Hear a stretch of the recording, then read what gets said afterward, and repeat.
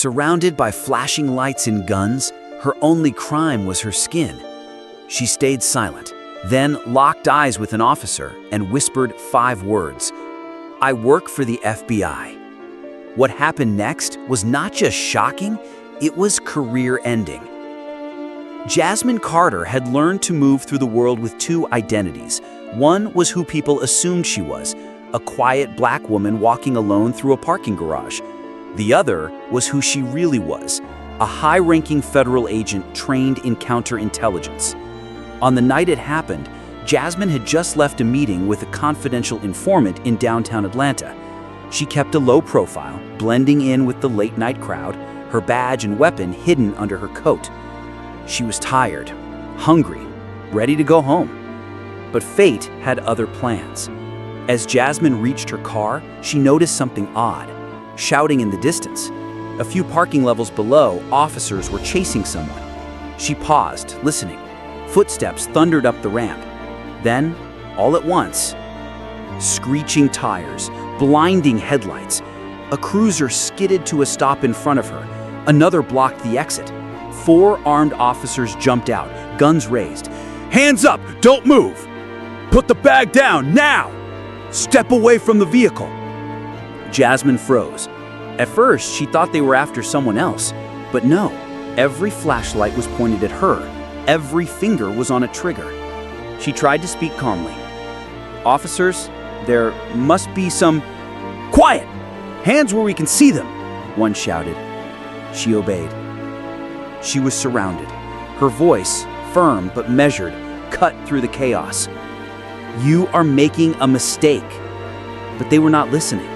One officer, tall, tense, maybe a rookie, looked genuinely scared. And that scared Jasmine even more. All it would take was one wrong twitch, one shadow, one panicked breath. They had her confused with someone. But who and why? Jasmine took a deep breath. Her hands were still up, her trench coat gently swaying in the night breeze. Then, in a voice low enough for only the nearest officer to hear, she said, "I work for the FBI." He blinked. His hands wavered, but someone else shouted, "She's lying! Stay sharp!" Jasmine knew she had seconds. She slowly nodded towards her inner coat pocket. "My credentials are in there, right side. Slowly reach in and you'll find my badge." But would they believe her? Would they even check? And who was the person they were actually chasing? Because Jasmine had seen something else as they surrounded her, something no one else seemed to notice. A figure in a hoodie darting into the stairwell. And that figure looked armed. Everything slowed down. Jasmine stood motionless, heart racing under her calm exterior. 4 police officers, still armed, looked at each other, confused. The moment she whispered, "I work for the FBI," something shifted. One of them, Officer Keller, stepped forward cautiously. "Do not move. You said you're federal? Prove it." Her hands remained raised. "My credentials are in my coat, right inside pocket. You can check it yourself. Slowly." Keller hesitated. The air was thick with tension, but something in her voice, controlled, confident, not afraid, made him listen. He stepped close and reached into her trench coat. His fingers brushed against the badge. He pulled it out. And just like that, the world flipped upside down. FBI. Clear. Official. Real. Keller stared at it, blinking hard. "Ma'am, Jasmine turned her eyes towards him. "You need to call your supervisor now." But before he could answer, the other officer, Diaz, was still unconvinced. "This could be fake. She could be armed. She could be stalling." That was when it happened. From the stairwell behind them came a sudden crash, metal clanging, heavy footsteps. Everyone spun around. The real suspect. He was wearing all black, carrying something shiny in his hand. He ran. And he did not run towards Jasmine. He ran away from her. Down the garage, past the blockade, slipping between 2 cruisers. Diaz shouted, "That's him! Go!" but it was too late. They had wasted 5 minutes threatening a federal agent while the armed fugitive vanished into the city. Jasmine's voice cut like a blade. You ignored everything, the direction of the footsteps, the physical description. You saw me and assumed I was the threat. No one had anything to say. Then a car rolled up. A man stepped out in a suit, his face pale. Detective Bryce Monroe, the precinct captain.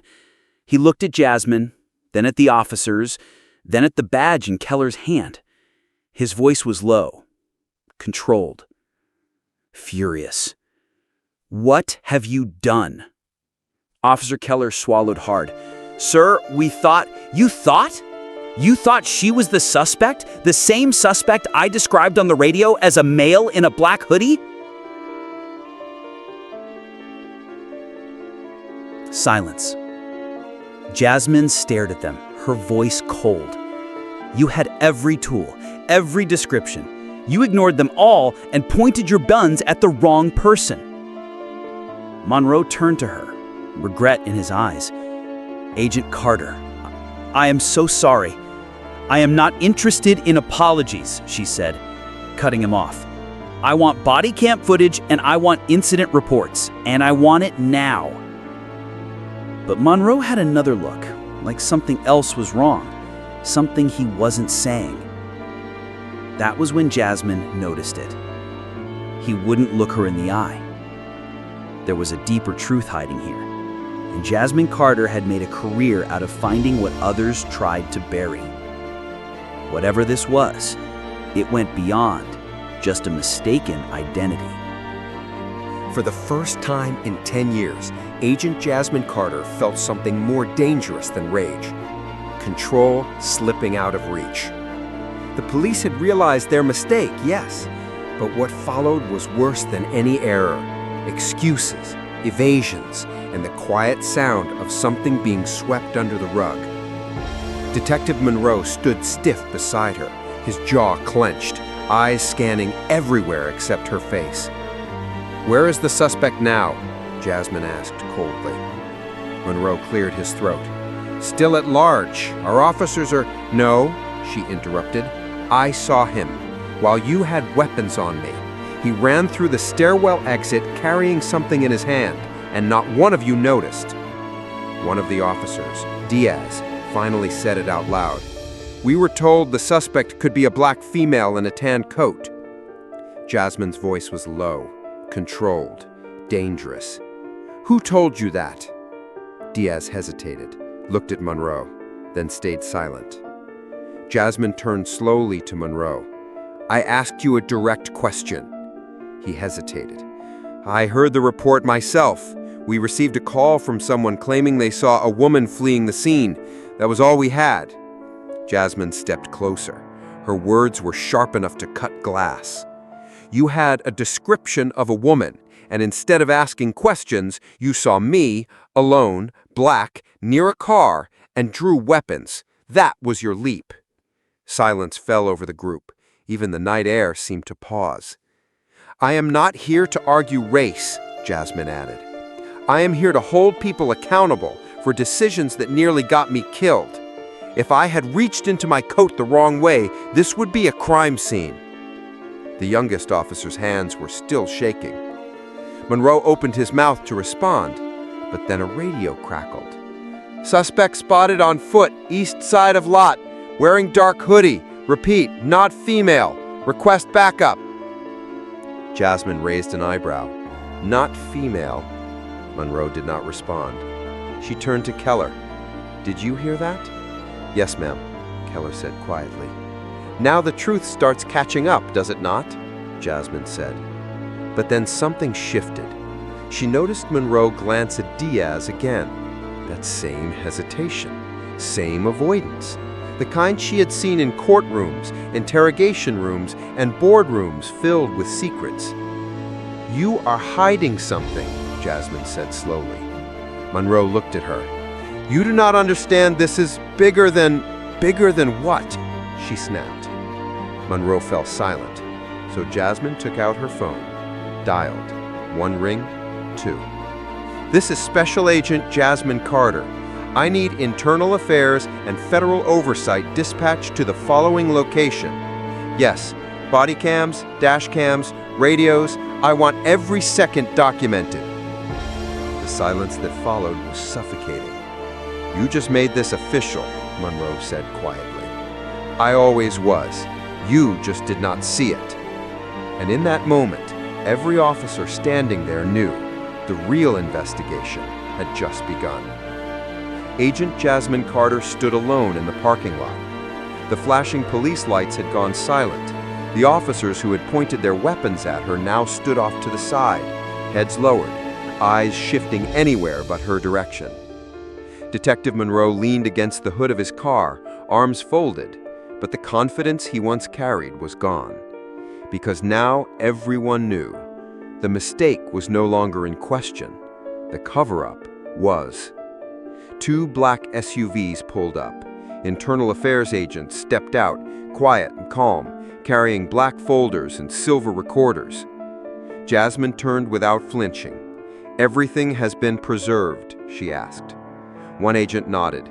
Body cam uploads were forced remotely. Every recording was backed up, even those claimed to be off. Jasmine's eyes did not blink. And when they opened the footage, every word, every shouted command, and every silent glance of doubt was right there, including the moment Monroe gave a quiet nod to Diaz just before she was handcuffed. That was the moment everything changed. The handcuffs were not protocol. There had been no search warrant, no questions asked, just an assumption, one that could have ended her life. Monroe stepped forward. Agent Carter, I will accept full responsibility. You will do more than that, she replied. She handed him a small sealed envelope. Effective immediately, you are relieved of command pending investigation. He looked stunned. Diaz tried to protest. We were just following. No, you were following fear. You ignored evidence, you profiled, and now you will answer for it. One internal affairs agent stepped forward. Officer Diaz, please come with us. Diaz's face drained of color. Keller, the youngest, stepped toward Jasmine quietly. I am sorry, he said. I was scared, but when I saw your face, I knew we were wrong. I just froze. Jasmine looked at him for a long moment. You froze. That is human. But you stayed frozen. That is what made it dangerous. He nodded, ashamed. Jasmine softened slightly. You have a choice, Keller. You can walk away from this broken or grow from it. He looked up with tears in his eyes. Yes, ma'am. As the agents escorted Diaz and Monroe into their vehicles, Jasmine took one last look at the spot where she had been cornered. Hands up, guns drawn. But she had not been powerless. She had been underestimated. Again. Later that week at FBI headquarters, Jasmine stood at a podium. She spoke not just as an agent, but as a woman who had lived every second of what others only watched on screens. What happened to me was not rare. It is seen, felt, and feared by too many. But today, I did not just survive it. I exposed it. And I will never stop demanding more from our systems and from the people who wear the badge. The room stood silent. Then applause rose like thunder, because Jasmine Carter had turned a moment of injustice into a movement. And this time, no one would look away. If this story moved you, do not just scroll away. Subscribe for more true-to-life stories of injustice, courage, and powerful transformation. Every story on this channel reveals what happens when ordinary people face extraordinary moments, and reminds us all that truth, dignity, and strength will always rise. Hit that bell icon because the next story might just change how you see the world. The end.